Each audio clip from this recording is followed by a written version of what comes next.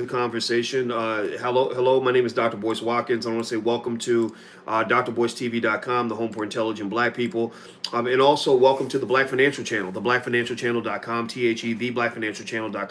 is a place everybody should subscribe because we do financial commentary and analysis on a daily basis from a Black perspective. So make sure you subscribe to that. And so today, you guys know, once a month, I get the honor to speak with the one and only Dr. George C. Frazier. Dr. Frazier is the author of the book Success Runs in Our Race. It's a very popular book. It's required reading at I think every HBCU in America, if I'm not mistaken. And also, he is the founder of the Power Networking Conference for Frazier Nation that happens every year, and I'm going to be there this year. And so, without further ado, I want to ask my good brother, Dr. Frazier, how you doing today, man? I'm doing wonderful. Happy New Year to you. Same to you, my brother. Smiling face. Man, it's just good to be alive. These are some really interesting times, and you're doing some incredibly provocative and interesting things. We can unpack that later. You've traveled to Africa almost around the same time. I took 2 weeks to Africa. We can unpack that later. And I'm just, as always, honored to be on your podcast. And, I meant to ask you a question. Mm-hmm. We do this by Zoom. Is this presented to your audience by Zoom, or is it all just audio? It's actually all video. It's split screen video, and actually, and just so everybody that's watching on Dr. Boyce TV, just know that if you want to see Dr. Frazier on the screen, just go over to theblackfinancialchannel.com. That's where it's actually streaming. You guys are going to see me from the side. So what I'll do a lot of times is, everything around here. I'm proudly Chitlin Circuit in terms of my media setup, man. I bought the lighting I have is not complicated. These are like $10, $15, $20 lights I bought from Walmart but I set up a lot of them because I know light's important. The microphone here cost me about maybe $50.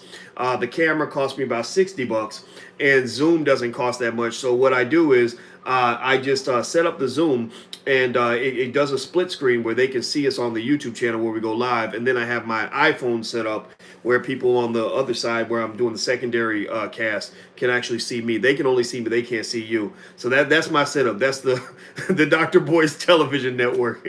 Right. I love that. That is the innovation of Black people. There is no excuse. So you've set up a television channel and a production studio for under $200. Yeah. Right? Yes, and so sir. now you can control the messaging of Black people from your perspective, right? Yeah. And we need more and more. We have to take control of our message, right? Yes. And with the internet and technology, what it is today, there's no excuse. If you have a voice, if you have a thought, if you have an idea, if you have a presentation you want to make to our people, you can. You're a wonderful model. This is incredible. It's exactly also what you do with your online Black Business Institute. We need to talk about that. That's unbelievable. Well, I appreciate that. Effective utilization of technology is mind-boggling. God bless you for that. Oh, well, thank you, man. Thank you. But my belief is that we have to do this, really, to use that cliche, by any means necessary. Malcolm started the train. We got to finish the race. And so when I think about the obstacles that exist for us as Black men and women trying to make a dollar out of 15 cents, I think about the fact that we had ancestors who came right out of slavery and were educating our children better than the billion-dollar public schools are educating those kids now. And they went back to the basics. And so my belief is that we can do this, and we're smarter than they are. So we're smarter than everyone. And I just said, this is going to be a platform that's got more substance over flash, and it's worked. We reach about 1 million people a week, and we don't have to ask anybody's permission for anything. Wow, that's wonderful. Wow, just keep doing it and keep saying it, because the key to learning, especially for us, is simplicity and repetition, right? Mm. We've got to say it 50 different ways on 50 different days. And this is, I think, one of the keys to being a productive speaker in Black America is that you must never get tired of saying the same thing, right? Mm-hmm. Now, you may want to say it different ways, but in essence, it's the same thing. If you looked at a speech I gave 35 years ago, if you analyze that speech, Doc, it's the same thing I'm saying 35 years later. Now, they added some new statistics, perhaps some new insights, some new slogans, but fundamentally, it's the same messaging. That's how I built my brand. That's how you're building your brand. That's what I'm known for, right? That's what I build trust around. So this is a lesson for all of you out here seeking, let's call it notoriety or celebrity and brand. Figure out what your message is, what has God given you, right? Craft that message and then keep repeating it until you die, right? And so, you know, you are known now as sort of the economic guru, really. And the Black Business Institute, not only are you speaking it, but you are directing our people to places where they can actually learn it and do it. That's the 1-2 punch. And, you know, that's very, very, very powerful. I love you for that, man. Just stick with it. Don't stop. How old are you now? 48. Okay. Okay. So I'm always tempted to call you an elder, but you're not. Oh, well, thank you. You're not yet. You will be, right? Because you're woke and conscious, but you will be. And in fact, maybe at the end of the program, I'd like to speak to an interesting study, and I'm trying to remember if I spoke to your audience about this already, by the New England Journal of Medicine on the most productive periods of your life, the most productive periods of your life. A 20,000 person study put out by the New England Journal of Medicine, sort of the Harvard of medical journals. Mind-boggling what they came up with. So we can put a pin in that and talk about that later. Yeah, I'd like to. And that's sounds really interesting. And everybody, in case you just came in, I'm speaking with Dr. George C. Frazier. Dr. Frazier is the author of the book "Success Runs in Our Race." He's also the founder of Frazier Nation and the Power Networking Conference, which happens every year. And if you guys would like to see Dr. Frazier on screen, some of you are watching on the simulcast on drboycetv.com. All you got to do is hop over to theblackfinancialchannel.com, theblackfinancialchannel.com, and you can see Dr. Frazier on the screen. Also, please hit the thumbs up button. Hit the thumbs up button right now. Also, hit that button to subscribe and get the notification bell. And so today we're gonna actually jump into something Dr. Frazier brought up that I thought was really interesting, something that can benefit everybody. And he basically wanted to talk about 7 streams of income that every person should have. So Dr. Frazier, I'm going to just be quiet and let you go do your thing with that. So let's start with number 1. Yeah. And A, I don't want you to be quiet. B, I want you to, where you feel a need to unpack or give more detail about the particular stream of income, Okay. please do that. Okay, so you may want to take notes. This is part of a post that I was doing this week on all my social media, just discussing what are the critical streams of income. Because at the conference, as you know, we preach the gospel that there should be no Negro in America with less than 3 streams of income, right? There should not be a Negro in America with a single stream of income, not today. That is an effective underutilization of your God-given power and creativity, right? We can do more than one thing. We can do more than sing and dance, play football, baseball, and basketball, right? So we are the most creative, the most innovative people on the planet. We are imitated everywhere in the world, right? In fact, other people benefit from our ideas and creativity and culture economically more than we do, right? So that's a whole nother subject I know you talked about. When you come to the Power Networking Conference, we teach you, or we certainly tell you that we will show you how to double your streams of income. If you come there with a single stream, we will show you how to leave with at least two. If you come there with two, we will show you how to leave there with at least four.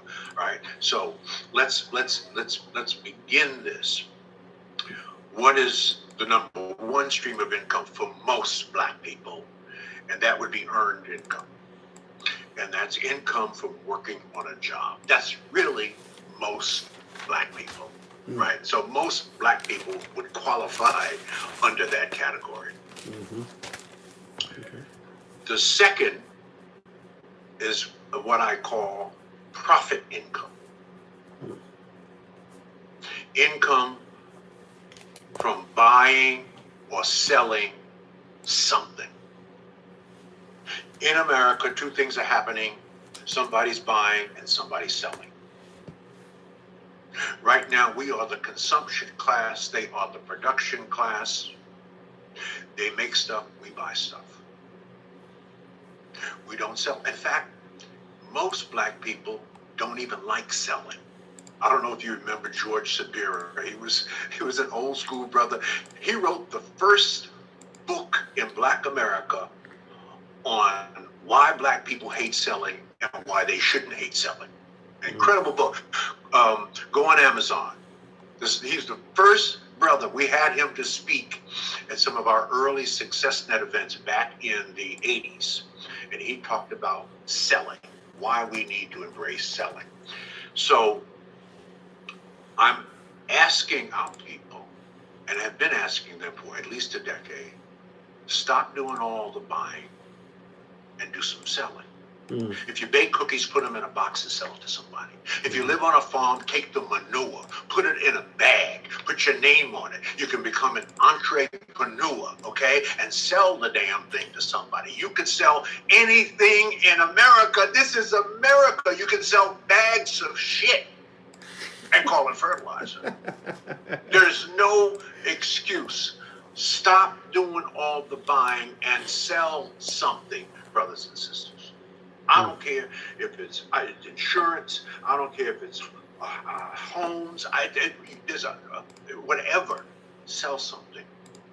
Sell something. So profit income from buying or selling something. That's the second stream of income. The third is what I call interest income. And that's income from lending money. Now, that's a little provocative, but if you have the wherewithal to lend money and to earn interest, by the way, which is how much of America makes its money, right? The financial system, how does it make its money? It makes its money from interest income. Right? So if you have the wherewithal to do that legitimately, we're not talking gangster stuff here, right? That's a powerful way to earn money. The fourth stream of income would be dividend income. Income from owning stocks, bonds, mutual funds. There have been all kinds of studies on how Black people, on a per capita basis, have the lowest investment in stocks. Which stocks is really ownership, right? And Warren Buffett taught us, if you drink Coca-Cola, why wouldn't you own it? Then you can own some of it. If you're spending $200 on Nikes, why wouldn't you spend $200 on Nike stock and let's see what's worth more 20 years from now, right? So dividend income from owning stock, and that's a huge part of my own portfolio. The next is rental income. Now, I'm going to say this with humility, but I believe that I was a pioneer in this rental income from renting property, renting homes. I made my first $1 million in the early 70s, right after I got married, by buying 8 2 and 3 family homes in an old Polish neighborhood in Cleveland, Ohio, as black people began to move in that neighborhood called the Buckeye neighborhood, right? Polish people, the Slavics who were in it, got frightened and began to leave. I caught wind of that, and I bought their homes because they were all living together. They were living in 2 and 3 family homes, right? I bought the first one for pennies on a dollar, $13,000. A pristine 2-family home, pristine, because they took care of their stuff. The word got out to their neighbors, which was really much of them were their families, and I ended up buying 8 homes in a row. This is in the 70s, all of them for under $15,000. Wow. And one of them, 2 of them were 3 families. I accelerated the depreciation, which brought my earned income tax obligation to near zero. I didn't flip them, I kept them. And I turned them into Section 8 housing, which the government was paying the highest rent per square foot. I turned it all into Section 8, but I was extraordinarily selective about the Section 8 brothers and sisters I put into it, right? And I promised them if they took care of the property, if they so desired, when I decided to sell, I would sell it to them. Well, they loved me for that. Wow. 13 years later, I flipped those houses for 15 times what I paid for them, not including the tax write-offs, the accelerated depreciation, right? The rent payments to them. They loved me. I made a fortune. And that began my path down the power and importance of rental income. So Wow. any brother and sister out there, it was maybe the smartest thing I did. So that was in the 70s when no one was talking about flipping houses. Now, there were certainly some brothers and sisters who owned rental property, but they did not have a strategy. They did not have a plan. They did not have a system. I developed a plan and a system, and it was African-centered. I had my own little village. The brothers and sisters who were Section 8 took care of the property. They owned it because they were going to own it. Wow. Right? So it reminds me of a story of the carpenter. There was a carpenter who had a son. And he said to his son, I would like for you to build a house.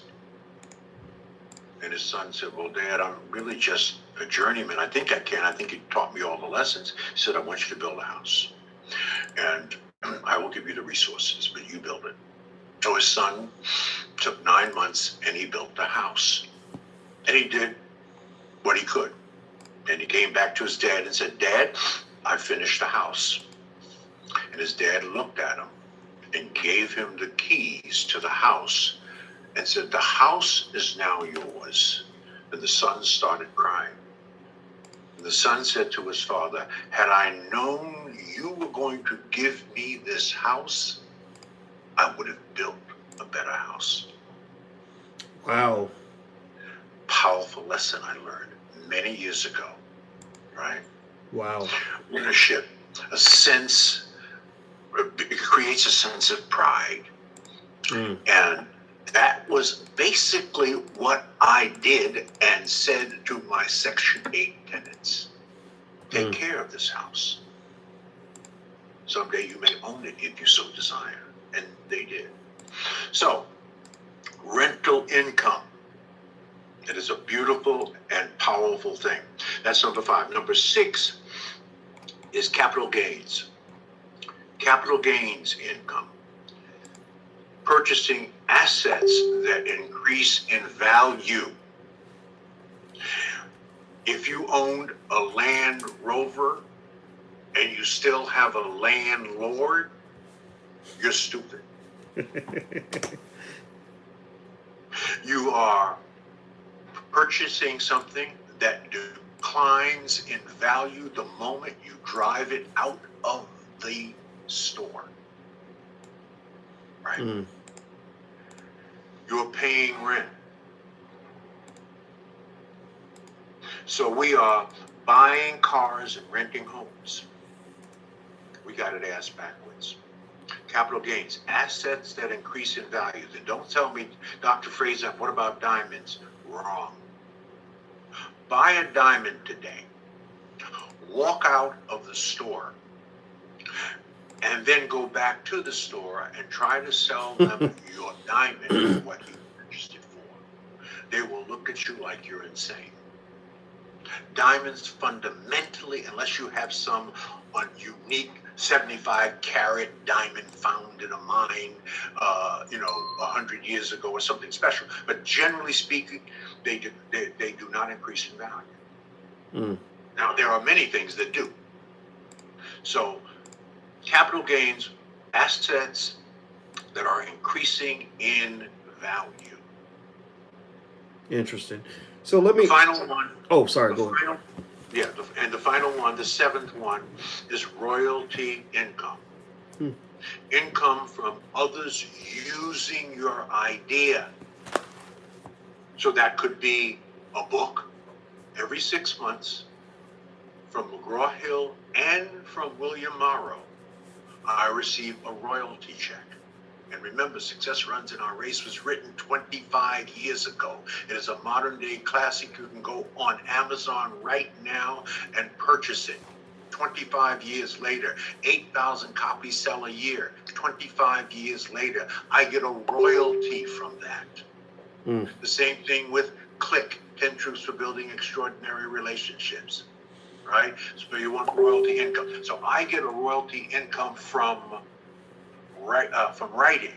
People get royalty incomes from music. So what kind of creative gift that you have that you can produce that can provide, in a sense, residual income to you over an extended period of time?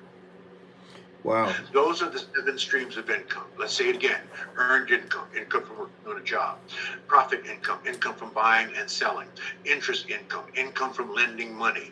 Dividend income, income from owning stock. Rental income, income from renting a house. Capital gains income, assets that increase in value. And royalty income, income from others using your idea. How many of those, brothers and sisters who are listening, how many of those 7 do you have currently, and what is your goal, right, to get 2 or 3 more before you die?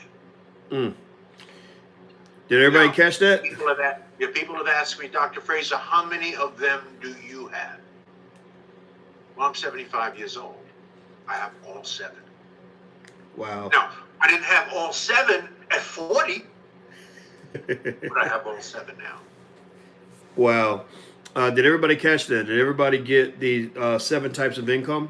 In case you just came in, I'm speaking with Dr. George C. Frazier. He's the author of the books Success Runs in Our Race and also Click, 10 Rules for Building Extraordinary Relationships. Is that correct? That's right. And he's also created the Power Networking Conference every year, which is very popular. And that's going to happen a little bit later on in the year in the summer. Frazier Nation is part of that. And so, in case you guys haven't done this yet, if you could, please hit the thumbs up button, the notification bell, and the subscribe button. Also, Dr. Frazier and I are both on screen at The Black Financial Channel. So make sure you subscribe to theblackfinancialchannel.com, where we do daily financial news and commentary from a black perspective. I did an analysis this morning on what's going on in the stock market and actually Trump's whole battle with China and how that actually plays out and what's happening in Iran. So you guys should go check that out. We need to own our our own media. So we need you guys to subscribe to everything, and we'd love for you to have your support as well. Feel free to also, if you want to learn more about business, feel free to go to theblackbusinessschool.com. That's theblackbusinessschool.com. You know, Dr. Frazier, one thing that came to mind that you were referring to when you were talking about capital gains and just investing in general. You know, when I see interest income, dividend income, capital gains income, royalty, etc. I'm thinking, or even profit income. I'm thinking about just investing, right? All the different ways you make money from investments, right? You can make money from the interest, from the dividends, from the profits, all the way down the line. And I think one thing that a lot of us don't get a chance to hear about when we're young is really how much of a difference it makes when you're making your money as an investor or a business owner, as opposed to making your money as a worker. This is in some ways, this is really kind of a screwed up, evil country in certain ways, in the sense that there are huge advantages that business owners get that people don't get when they work every day. Just the fact that you can write off so many things. I went to Colombia, Medellin, Colombia, to spend time with my brother and to do, but we had several business meetings. We did lots of business. So, so I get to write that off, which makes the trip much less expensive for me than it would be if I was a working guy who just went down just to hang out. And there's nothing illegal about it. No tax evasion happening. It's more, and it wasn't even like we had to do something awkward to make it work. It just was true. I'm in business with my brother. So one of the things I've always said to the people that are in the Black Business School is, I've said every Black family should have a family business. Every Black family should just sort of have an LLC. When you're talking about hustling for your last name, as they like to call it, meaning leaving a legacy. Why not? What makes you any less worthy than the Rockefellers? Why is your family name less valuable than the Vanderbilts? Seriously, why do you look at the Carnegies and those people, the De Beers family, and why do you believe that they're better than you? Why are you? We understand why white folks are white supremacists. That's just kind of what happens. But why are you a white supremacist? That's the question I ask Black folks. Why are you committed to white supremacy to the point where you believe that they deserve to value their name and their legacy more than you value your name and your legacy? So I'd love to get your thoughts on some of that as well. I loved how you mentioned how just buying that property and the write-offs with the depreciation allowed you to literally eliminate your tax bill. It's just kind of how the game is played. Can you speak more to that?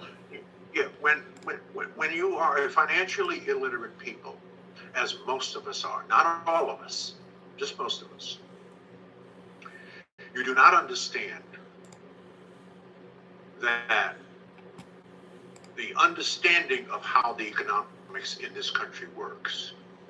You understand that the tax system was set up for the landowner and the business owner. Why? Because landowners and business owners write the tax laws. Okay?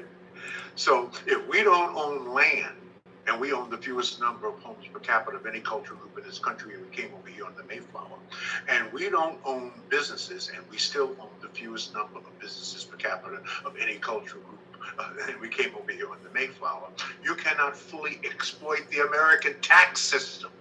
It just makes good sense, right? You pay less. You said it very simply. You pay less taxes. You keep more of your money. You've heard it said a million times. It's not what you earn, it's what you keep. Well, what is the system for doing that? Even the system of bankruptcy in America is a business tool. No white people are shamed by it. We are shamed by it. It's a business tool. This asshole we have as president has done it 5 times as a business tool. One of the only business people on the planet that bankrupted a casino. I mean, how fucking stupid is that? Excuse me, I'm sorry. That's all right. Let it out. Let it out. Right? Hey, I want y'all to encourage him. Tell him to let it out. Go ahead. Right. I mean, but to his credit, he understands the tax system. This is why he does not want you to see his taxes. This is why Romney did not want you to see his taxes when he was running against Obama. Why? Not because they necessarily did anything illegal, except they fully exploited the American tax system and paid hardly any taxes based on their accumulated wealth. Right? So it is a strategy when you have a level of financial literacy, right? Understanding our system helps us to understand that the tax system, let me say it one more time, brothers and sisters, write it down. The tax system was developed for the landowner and the business owner. So I want to say this with humility. I'm a business owner, big time. The amount of taxes I write off every year, simply because I am a business owner, is double the annual income, working income, of most black families. I write off more than most black people make. And again, I'm not bragging. I'm just saying I'm strategically and tactically using a system that was set up for them. Why can't you use it? You said it. Why can't you use it? Of course you can use it. It is not color coded. Right? One other tip. Well, you know what? I hope you guys are listening to this. You know, Dr. Frazier's not, and I know neither one of us on any level is trying to present ourselves as being better than anybody who's watching. We just want you to be the best that you can be. We want you to be, to find the greatness that's inside of you. And so with these conversations, I find that these are the discussions. I don't know. You guys give me a yes or no. Give me a yes or no. A lot of y'all went to, some big, fancy, expensive white university that charge you a bunch of money. Did they ever have conversations with you about things like this? Like, did you ever get a chance to sit and listen to a couple of, admittedly, a couple of black millionaires? He's made a couple more dollars than I have, but we technically we are both millionaires, right? And it's okay to admit that, right? I mean, think about it. You got rappers that right. You got rappers that rap about babies, mamas, and drug addiction. So hopefully black men can also brag about being successful without being shamed in that. And we're really giving you an honest assessment of things that we believe you can do to make your lives better. And so did you ever hear any of this? Did you ever get a chance to listen to black millionaires or billionaires or anything like that explain to you how black people can get ahead in this system? You probably didn't. I know I didn't, Dr. Frazier. I didn't either. I didn't. I just reading and studying. Here's another insight. Very, very, very important. I've been married to the same woman. We have been together for 48 years. This is, of course, the biggest decision you will make in your life will be your life partner. Screw that up 3 or 4 times and see what your life looks like. But let's assume that you make a good decision and you can hang with the same sister. You notice I said sister, right? Yes. For 50 or so years, all right? We were and are a lot alike. And we made a pact when we got married. The pact was an economic pact that we would never buy a new car. Now, simple. This sounds simple. But I made $1 million with this pact.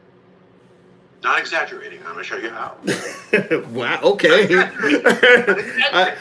We're listening now. $1 million. Actually, more than that. Just this one simple agreement between Nora Jean and I. We would never buy a new car. We would only buy a 3-year-old or more luxury car off lease. That was our strategy. So we always had, if you go in my garage today, I bought it when it was 3 years old, an Audi, and Nora Jean, and her Lexus is 10 years old. A Lexus in tip-top shape, right? And we did this, we have been doing this for 48 years. And the idea was that we never wanted an extraordinarily large automobile payment. We always wanted something $200 per month or less. That was our goal. There were a couple of years it was $150 or less. Remember, this was done over 48 years. So the money we saved on a car payment of the same year, and we would always do this, we said, well, okay, if we bought this car new, what would the payment be?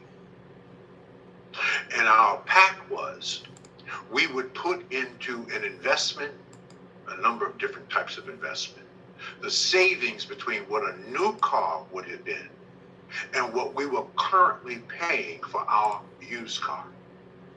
And we'd take the difference and we would monthly invest it. We did that for 48 years. I don't even want to tell you the number that represents today. Just that one little strategy. Now, we kept every car 10 years or more. That's why we wanted a luxury car. We wanted something that was well made, had a little prestige to it. And so I'm driving an Audi. She's been driving Lexus for years and years and years because they last. They're some of the best built cars. So you do that for 48 years times 2. You make the investment of what the new car payment would have been versus the old car payment, and you do that for 48 years and see what you end up with. Wow, I love it. Everybody who's listening, this is Dr. George C. Frazier. He's the author of a couple of great books everybody should read. One is called Success Runs in Our Race. He's the networking guru of America, and I believe he's the greatest networking guru on earth. He's also one of the most brilliant elders I've spoken with anywhere. And also his other book is called Click, 10 Rules for Developing Successful Relationships. Or is it healthy or healthy? Yeah. You made me forget the damn subtitle. Yeah. It's none of the. It's not you. The 10 truths. There it is. 10 truths. There we go. Extraordinary relationships. Yes. This next level network. Yes. Well, let me say this to you guys also. His name is spelled Fraser, S-E-R, not Z. So make sure you spell that right when you go buy the book. Also, I'm going to be speaking at his Power Networking Conference in the summer, which is part of Fraser Nation, which I'm a part of and I respect tremendously. And I hope you guys will consider joining as well. Do me a favor. Please hit the thumbs up button, share, and subscribe button. If you haven't done that, please hit the notification bell. If you want to help our black media grow, we'd love to have you as a patron at intelligentblackpeople.com. That's intelligentblackpeople.com. And I want to ask you, Dr. Frazier, about something. Now earlier, I'm going to ask you a question. I want you to give me a yes or no answer, and then I'm going to ask a follow-up question. Do you love black women? I know it's hard to answer with one word, but I assume the answer is going to be yes. No, it's beyond yes. Absolutely. In fact, I am so deprogrammed. I do not find white women attractive. I knew there was you're my brother from another mother, because I'm the same way. It's no disrespect to white women, but nothing compares to black women. Nothing. I completely agree with you. And so I asked you that question. That's a loaded question. Let me tell you why. It's a loaded question because you and I had a conversation about another black woman by the name of Lizzo. Now, Lizzo, I made some remarks about it, and it I guess the media, you know what the media does. They kind of take stuff and make it into what they want, and there was nothing untrue about what I said. Even if I were talking to Lizzo herself, I'm sure she'd agree with a big chunk of what I said, right? But of course, divide and conquer and all this other stuff, right? Black man against black woman. People love to live off that narrative. Well, let me tell you what happened to me. Just literally while you and I were talking, I got this email, and I'd like to get your take on some of this. And I'm telling you all this because I want you to kind of shape your comments in a way that that reflects your truth, as well as I'm warning to just make sure you say it in a way that doesn't cause you to go through some of the firestorm that I went through, because my shit is my shit, and I accept that wholeheartedly. And let me tell you why.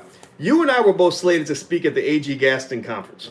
And I know I was one of the keynotes, or I don't know. I was some sort of keynote. They used the word keynote somewhere, and I know I was going to come. And I love that conference. I love AG Gaston. Well, I just got an email today saying that they were canceling me as the keynote speaker because of the whole Lizzo controversy. And I was a little bit surprised, but I know how corporate America works, right? The corporate sponsors, corporations don't always like controversy, and there was pressure apparently put on the organizers, and because I don't let things happen in the dark. I like talking about things, just talking it out, so people know what's really going on. And they said, we're going to go in a different direction, and I totally get that. My last goal in life is to get another black person fired. And in fact, when I go speak at any corporation, I tell them, don't take too much advice from me, because I'll get you in trouble. So so with that said, I think I'd love to get your take on how we can process a Lizzo in this world without giving the appearance or allowing anybody to think that we have an issue with black women as a collective. And then the other stuff, if you want to talk about that as well, you can. But just know I'm not bothered by the cancellation. I understand that. But I think it's important to kind of talk about where we stand as black people in terms of what is and is not acceptable in terms of how we present it to the world. What are your thoughts on that? Yeah. There are three things we cover at the Power Networking Conference, as you know: business, money, and wellness. Psychological wellness and physical wellness, because they're connected. We want our people to live the longest life they could live. And we know that their health will play a key role in that. That's science. We do not have the best health. The average age lifespan of a black man in America is 67 and a half. I'm 75. So in white years, I think I'm 190 in white years. In black years, I'm 75. All right? Women die sooner than white women. Much of it is to old school eating habits, and we know what we had to do. We had to do whatever we had to do to survive. And much of it is due to our sedentary lifestyle. We know that too many of our sisters is beautiful and is smart, and Lizzo is in that category. Lizzo is a fine sister. Fine sister. All kinds of skills. She could play the flute. I mean, really play the flute. One of my favorite people on the planet was Sherry Winston, Grammy-nominated Grammy-nominated flutist out of New York. One of my favorite friends. So when I saw Lizzo playing the flute, it reminded me of Sherry, right? Sherry led the way. One of the females, her and Bobby Humphrey, back in the day, led the way of women playing flute. So I fell in love with that whole idea. Here's a sister playing flute. She can write music. She can dance. She can party. She can sing. She's got energy. She's got youth. And I first saw her, my first exposure to her was on the BET Awards in June. And I had never seen a performance quite like hers. It was sort of erotic. And I was, in a sense, shocked by the display of her body that was sexually provocative, and this very large body. Now, I have nothing wrong. I have no problems with sisters with large body and entertainers. Ella Fitzgerald had a large body. Ma Rainey had a large body. right? So, I mean, we can go in the entertainment world. There were plenty of large body sisters and certainly brothers with large bodies. But they manage their presentation and their body in a very, very conservative way. Well, or I would even say, maybe even a stronger word to use might be dignified, right? Okay. That's a word that came to my mind is dignified. Yes. You're just right. Aretha was not a tiny lady for a chunk of her career. Right, absolutely. Right, but Aretha, you would never critique Aretha as being, as making black people uncomfortable with her presence. No, we accepted her. So Lizzo took it to the next level and introduced eroticism and the bearing of, I think, for a sister as beautiful as she is and her size, a bearing of skin and photographs, because she loves to photograph nude. For me, as a Christian and loving sisters and wanting to see the best publicly displayed by our sisters as we stand in front of millions and do our thing, I was not happy about that. And I actually if you go to my Facebook page, I posted something about that in June, right? The day after the BET Awards. I protested it. I said something. Now, I caught heat.